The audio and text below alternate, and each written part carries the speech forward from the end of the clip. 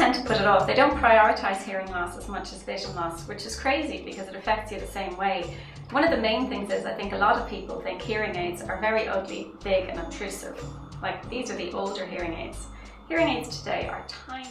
Today, hearing aids are small, neat, not a reason not to get your hearing checked.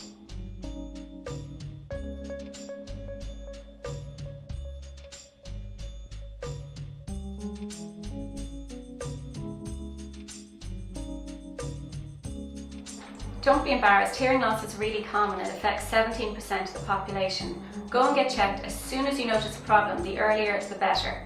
Talk to your GP. A simple medical problem may be reversible. After that, go get your hearing checked by a qualified audiologist. Hidden Hearing offers free tests. Go ahead, take the first steps today.